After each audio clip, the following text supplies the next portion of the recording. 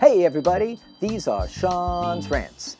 And in this rant, I want to talk about don't judge others for the tools and strategies, methods, approach, training techniques they use.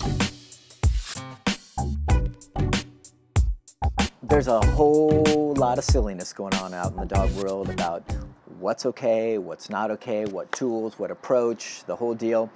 And oftentimes what we see, which is really ironic, is that the people that are pontificating about what tools you should and shouldn't use, especially talking to people that are like struggling with hard dogs, are people that don't have hard dogs. They're people that have very easy dogs. They're people that have got a dog that walks pretty okay on a harness, or whatever tool they might be using, or just doing food work and the dog is awesome with it and does like a perfect recall, something like that. So that's what we typically see, are people projecting or judging others based on their own reality. And their reality might be very, very different from the reality of what somebody with a serious dog is dealing with. So I think it's, for one, super unfair. I think it's really selfish. I think it's very short-sighted.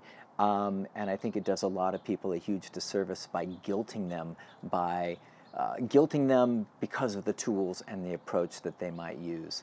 So I'd like to give everybody permission out there who's struggling with a more challenging dog to block it out, don't listen, tell them to kiss your behind, and use whatever tools, whatever approach works for you and your dog to get you in the space that you need to be, because the folks that are out there giving you a hard time, they have no idea what your reality is. They have no idea what you're dealing with, and they probably couldn't cope with it if they did have to. And the last thing I'll say about that is, not only might they have an easy dog, but there's a very high likelihood that their expectations of what they demand of that dog, not very much. Right? So if you want a dog to come to you every time you call, and you want a dog to stay in place, and you want a dog to not jump and not pull on leash, you might have higher expectations than somebody that says you shouldn't use any of this stuff, but their dog drags them all around town and stuff like that. So just a little bit of support, little rallying support for you guys that have harder dogs.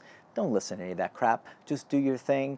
Trust yourself, trust your judgment, and go make the magic happen with whatever you need to make that magic happen with. Thanks, guys.